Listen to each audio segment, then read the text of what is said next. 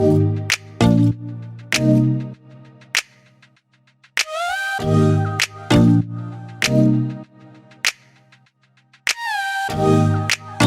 to Terra's Baddies Club. I am your host, Terra Newell, and today's guest, we have Danielle Leukam. She is a survivor of SA assault. So today we are going to talk to her about her story. There's going to be some things that are triggering, and I want to give you guys a warning. So she is also just an amazing author, an amazing mom, and today you're going to hear her story of resilience. So let's get into today's episode. Hi, Danielle. Thank you so much for joining me today. Why don't you start to tell me a little bit about yourself today? Sure. So my name is Danielle Leukam. I'm a nurse in Southeast Minnesota. I'm a survivor, now an author, a public speaker, and I have a nonprofit organization called WISH, which stands for We Inspire Survivor Healing. I love that. Now, why don't you start to tell me about the triumph in your life that you went through? Sure. So I think going through my traumatic event, being raped, has made me realize that now, so there's always a life before and life after. So after being raped, I'm more of who I'm supposed to be, which is really hard for me to admit that it took being so broken for me to finally blossom into the person I was supposed to become. So writing a book is always something that has been a big dream of mine. And now I have five. I have two memoirs, a fiction book, and then two children's books. So those are those are my heart, sweat, and blood and soul all put onto some pages. I love that. Now, what got you started into writing these books? How did that journey begin? So when I was 5 years old, my sister, who's 10 months older than me, she wrote a letter and a homework assignment that my mom kept for now 30 years. And it said, "My sister is Danielle and she loves writing." Well, I never wrote. I went to school to be a nurse and I did that. I became a mom. It wasn't until I was raped that I finally started journaling and I started writing down everything that happened. I wrote down being raped, I wrote down how I felt afterwards. I wrote down every time there was a court hearing, every time when I had a falling out with my parents. I wrote down my victim impact statement, how the sentencing hearing went. And then when everything was done, I put all of my journal entries together, and that's how I came up with my memoir. I had so much fire and rage inside of me. And I knew that I couldn't talk about what happened because it was an active investigation and we hadn't gotten to the sentencing hearing yet. So I was being silenced, which made sense. But I was being silenced by, the investigators and my family saying, "Don't talk about it yet. Just wait till the court hearing's done and he pleads guilty." So I did. But my way of talking about it was writing about it. So it was really cathartic for me to just get it out and put it out there. Then I could reread it and reflect on it and, even remember things that happened right away. But it was really cathartic for me to journal. And so that's how I came up with my first book. Then when my first book was being edited, I became antsy and I really enjoyed the feeling of writing. So I wrote a second book while my first one was being edited. So, and doing this all while working full time as a nurse and being a mom. So Oh, wow. Now, how do you put aside the time to write a book, especially when you have a full-time job? that's a great question. After I was raped, I did not sleep well. I struggled with insomnia and nightmares. So I spent a lot of the night awake. And I'm a very productive person, anyways. So I spent a lot of that time writing. It would be, after work, after my son went to bed, that was my time to write. I wasn't dating somebody at the time during most of this time because I wasn't in a good place to. But so I had a lot of time late evenings when I probably should have been sleeping to write. Okay, so you use the time where you should have probably been resting during that time, but I think that if you can't sleep, it's good to get it out and Yeah. process that. So that I think that was perfect to do during that time. And I'm so proud of you for writing two books because I've been trying to write one book for so long. And it's so hard for me, especially just sitting down. And so you have to have the discipline to do that as well. Yeah, yep, it was I mean, part of it was just I needed to get something out, but I didn't wanna verbalize it to my family because I didn't want them to ask questions. When I write it on a piece of paper, paper doesn't ask me questions.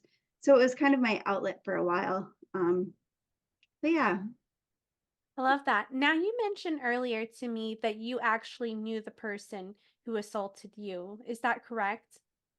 I did, yeah. So the person that raped me, it was an unknown person for about 3.5 months. But what ended up happening was he sexually assaulted a man from Wilmer, Minnesota, or he was accused of sexually assaulting a man from Wilmer. That man in Wilmer, Minnesota, did a rape kit, and that man's rape kit matched with the DNA from my rape kit. So since that case had a suspect and my case didn't have a suspect, it now did because of this other rape kit. And then, so after 3.5 months of the person that raped me being an unknown person that was wearing a mask and had a gun, I finally learned that it was somebody that I'd known for about 8 years at the time. And he was actually in my wedding to my ex husband. He was a groomsman in my wedding. So we, at one time, were pretty close. We had a falling out. Just, we grew apart. My ex-husband and I moved 3.5 hours away, but he successfully stalked me and hunted me down, and raped me. He wasn't a suspect because he was from so far away, but it is somebody that I knew. Do you know any of the reasons why he may have targeted you in that instance? Like, I don't, but while he was in my room, and I can give more detail too. So it was November of 2018 that it was just my son and I in the house, and I went to bed. My ex-husband, we were separated at the time, and he was working in Pennsylvania, so he was on a flight, in almost across the country. And I woke up at 1:30 in the morning. It was 1:27 in the morning, to a noise at the end of my bed. And I grabbed my phone and I shined my phone at the end of my bed. And that's when I saw a man stand up, and he had a gun pointed at my head. And I saw he was wearing a mask. He had dark clothes on. He had gloves on. And he had told me to lay down and roll over, and he zip tied me. So he raped me. And over the course of about 5 hours, he raped me 3 times. My 3-year-old son was sleeping in his bedroom next door to my room. So while he was in my house, he had a gun pointed at my head. He was threatening me, saying, "You can't call the cops. No one can know that I was here. I obviously know how to get into your house. I will find you. I will kill you. I will go to your son's school. I will kill your son. So you won't tell anyone I was here." And I had no plans to. Um, but one of the things he said when he was by my bed was, "I've been waiting for years to be in this position." So I didn't know who it was, but that was one of my first clues that the man that was in my house and zip tied me and pointed a gun at my head was somebody that I knew. I just needed to figure out who it was. Um, so anyway, um, he did cut the zip ties off. Then he raped me the 3 times. I later found out that he actually video recorded himself raping me. So there ended up being 2 video recordings of himself raping me. So everything that I ended up telling law enforcement was then validated by videos that were on his phone. And I know a lot of women don't have that kind of evidence, and they don't have the support, and they're not believed. But I just want to remind people that, you know, sometimes it works, sometimes there is justice. And I know that there's so many horror stories on the internet about people not being believed and law enforcement not believing people, but I'm an example where it did work and I was believed. And then after that, then there was all the evidence of the video recordings and things like that. But yeah. Well, thank you for sharing that. And sorry, continue. I didn't mean to cut you off. oh no, you're okay. Go ahead. Oh, I just thought back to Denise Huskins in her case and how there was video evidence as well, but the police didn't take her seriously in that case. And when you meet other survivors, because I know you have your organization, do you hear a lot of these stories as well? About people not being believed. Yes. Um, I've from people around Minnesota, I've heard more stories about um, there's just not enough evidence to take it to trial. So sure they're believed, but there's not enough proof. And so people just don't take their cases, which I think is extremely unfortunate. But it's the documentaries on Netflix that I've watched, like American Horror Story and Victim Suspect, that are horror stories about women and victims not being believed, but rather made to be the suspect. Like, now you're lying about being raped, so we're actually going to need to handcuff you. And I think that's absolutely ridiculous. Absolutely ridiculous. So, no, I don't hear, people not being believed very often. It's just more so they don't make it to trial. They don't make it to hearing a guilty plea. And I hate that I'm an anomaly, and I hope that someday that will change. Well, I'm happy and that you had support in that sense, but you can never get that trauma back in a way. So I'm really unhappy that you had to go through that trauma in a sense. Yeah, yeah. But so we didn't do a jury trial. We had a plethora of evidence. So we had his DNA, we had the video recordings, we had his fingerprints on my guns, which there's so many details of this that you can all find in my memoir. But um, he had my shorts from my house in his possession, in his home 3.5 hours away. There was so many things of evidence, but they were all in question. So um, his DNA was in question because they got consent to use his DNA for the Wilmer case, but not for my case. So everything was kind of up in the air and maybe not concrete. And so that's when my prosecutor decided to go with a plea deal. And as a victim, I was like, no way, you guys are trying to get him off easy. You're trying to save money, save time. It's not fair. No. But we did it. And I'm so grateful that we went that route because I didn't have to be ripped apart by a defense attorney. I got to hear him say, yes, I did this. Yes, I raped her. She was vulnerable. I tied her up. Her son was sleeping next door. I am guilty. And it was so good for me and my mental health. And it was just a huge step of closure for me. So I'm really glad that it went that route. I'm so happy that you have that positive aspect on it. And do you feel that having that positive aspect helps you move forward in your trauma? Absolutely. Because when he pled guilty, obviously we both know that he meant it. And if we were to go in a jury trial, he would go down claiming his innocence. And so I wouldn't have that closure. And I know so many victims struggle with not having closure because there is no justice. But I'm thankful I do have that. And there's other things too that helps with my healing. I got a motorcycle that really helps with my healing. Writing really helps, running, helping other people with my nonprofit organization. So there's a lot of things that I did to, work towards getting in a pretty good spot. Now, don't get me wrong, there are some days am triggered, or I have a nightmare, or I have a panic attack, which recently happened. I had to see his family at a wedding that I went to.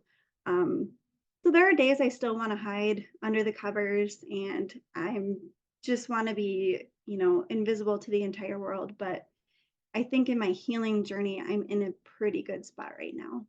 I love that so much. And then you mentioned to me earlier before the call that he was still incarcerated, right? Yes, correct. So he was sentenced or charged with about 21 years in prison.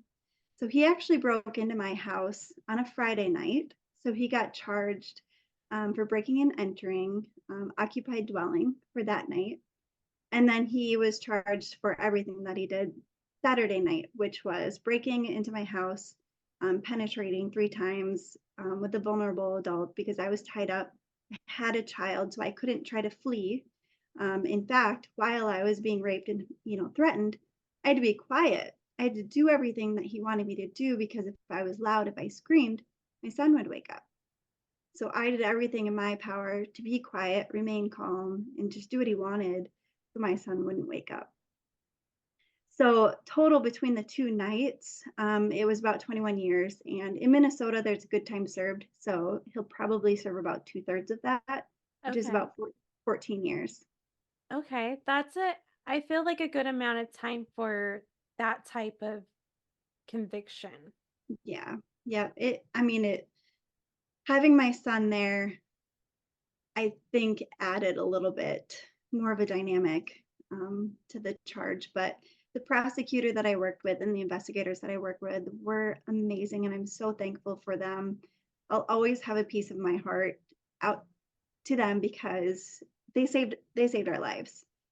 The man that raped me still might be an unknown person living his life in northern Minnesota if it wasn't for them and all the hard work that they did. Oh, wow. Do you still keep in contact with them to this day?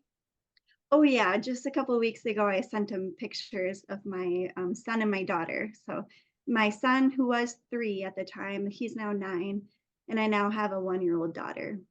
Okay. So we keep in touch. We speak together sometimes, but I definitely send him Christmas cards and all that every year. I love that so much. Do you feel like it's different now having a daughter because of your trauma, that you're more protective in a sense? You know, I think the amount of my soul that was feeling like a lioness, and a lioness will always protect their cub. I felt so much of that protecting my son, and I still do for a lot of reasons. I believe he's autistic.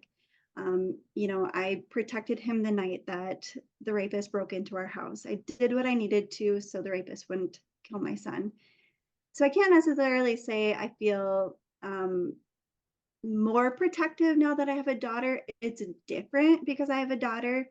Um, but boy, going through that with my son just made me want to wrap him up in bubble wrap and keep him with me all the time. But yeah, it's just different and it's harder because I know I'm not going to be able to protect either of them forever. But I wish I could and I want to. Well, I think that you've shown them how to handle it and how to process it well. I know that you talked about having bad days, but I think that's a part of the trauma is knowing that those bad days are okay to have. And, Yes. when you have them, how many bad days do you have at a time, or do you kind of like put a limit onto them? I think as a mom, there's a limit in the day as to how long I can feel bad for. So as a mom and as a nurse, and I feel like I just have to be a normal functioning member of society. And I am okay showing my feelings to my kids because I want them to know it's okay to show their feelings too. And I never shun them for crying because crying is okay. Um, but they still need dinner and I still need to go to work and I still need to do all these things that it's probably unhealthy. I don't give myself enough time to heal and I didn't give myself enough time to grieve. Um, right away, I, had to continue being a mom and pretend that everything was okay to my son. So I don't give myself a whole lot of time of downtime, but when I do, it's enough to watch Pretty Woman and eat hot tamales, I guess. I love it. My friend told me the other day, I posted a quote that was like, give yourself an hour a day. And she's like, I would be lucky if I had 5 minutes, Tara. Yeah. It's facts. That is absolutely right. Yep. Yes. You just cut into your sleep. That's your alone time is how much sleep you're willing to cut into. Yes. So I think that, that's great if you're like a single person and trying to live a life. But when you have kids, you kind of have to get up and do stuff. And Mhm. that's why I Yeah. even have a dog. It's not the same as kids at all, but the dog gets me up. I have to get up and feed it. I have to get up and walk it. And so I don't have to, well, I can't stay in bed all day. Yeah. I think being a mom has is definitely A, it helped me get through the situation. I had something to live for. I had somebody to fight for. B, My son and I used to lay our heads on each other's chests and just hear our heartbeats. So it was a reminder to ourselves that we survived and we made it through things and we're living. Being a mom has helped remind me that there are things to live for. So the days that I want to just lay in bed, they're the reasons. They're my sunshine. They're my everything. So they're the happiness in my life. So I kind of use them as a tool to get me up and going. Yes. No, I went through a hard moment recently, and my friend who has the kids told me, lucky for 5 minutes. She was just come here. Kids are so healing. They're so Yeah, happy, you and know? innocent. Yes, Yes. absolutely. I totally agree. And they can just change the subject and get your mind on something totally different. And my son does once in a while bring up what happened. So we had to leave our house that day and basically never go back. So Yeah. we could never go back to the home that he was growing up in and his best friends next door. And just this last summer, he asked me, "Hey, mommy, do you remember that bad man that broke into our house? Does he live in our old house now?" And I just think to myself, "Oh boy, uh, I mean, it's been 5 years and it's still on his mind, and it's really heartbreaking for me knowing that he thinks about it once in a while." But um, he's overall doing really well. He doesn't know what happened to me, but just knowing that there was a bad man in our house, he doesn't know what happened until he reads my book, I guess, when he's older. But yeah, most days he is the sunshine in my life, and yeah. I love that. And then you wrote a children's book. What is that about? Yes, I wrote 2. So, the first one that I wrote, is about gender equality. So it's called Fly Like a Girl, and essentially it's about my sister. My sister who's, we were born 10 months and 22 days apart, and she's always been a tomboy.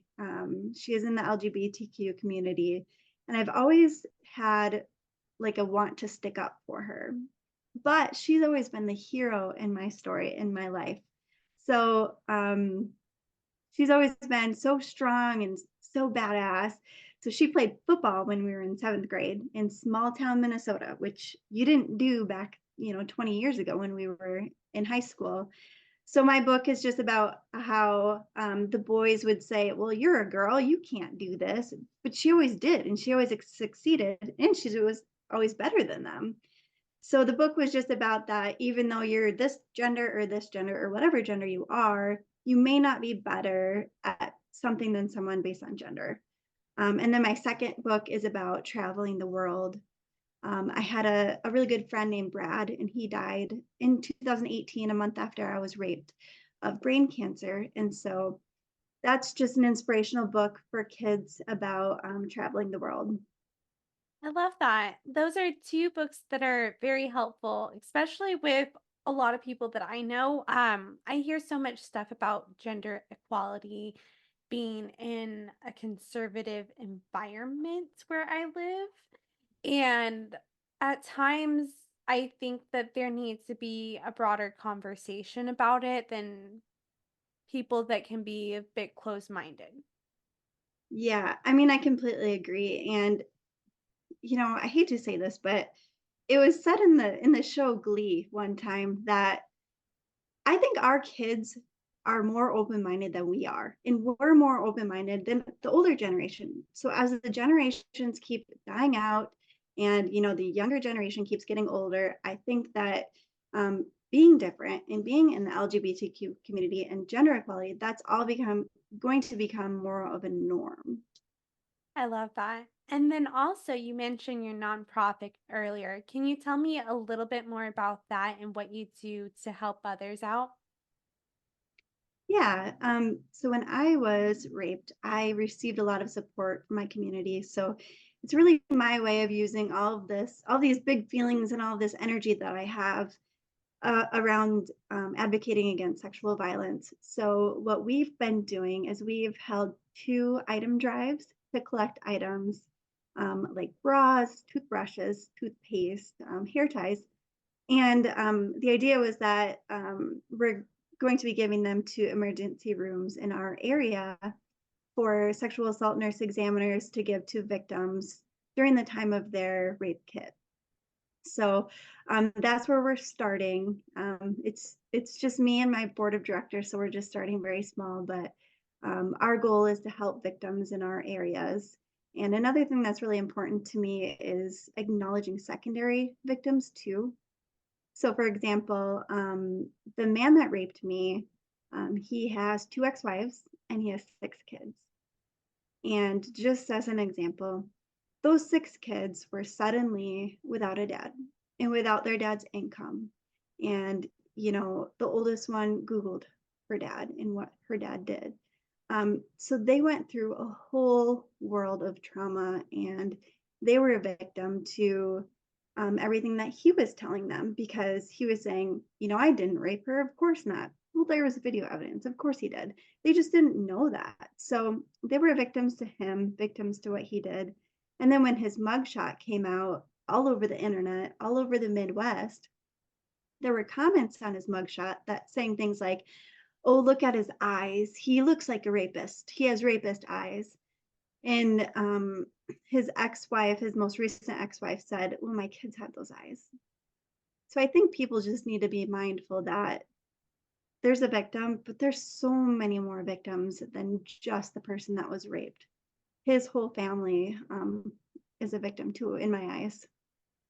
I love that you have empathy for that in that situation because some survivors can't look at it and that's their journey because their trauma is so heavy and I understand that. But it takes a really big person to be able to look at that and say, they are victims as well. And I love that you support that in them. Yeah, yeah. I feel really bad. Like I just I wish I could buy all the Christmas presents and send them all to their house and just, give them everything that they need, but what they need is a dad, and I can't give them that. But I think that they're really good moms. Those six kids have really great moms, and I think that they found, I think they're both remarried at this time, which is so great, and I think to wonderful people. So I hope that their healing journey, um, is on a good path. Mine is, but I just don't forget about them too because they're all hurt in this situation too.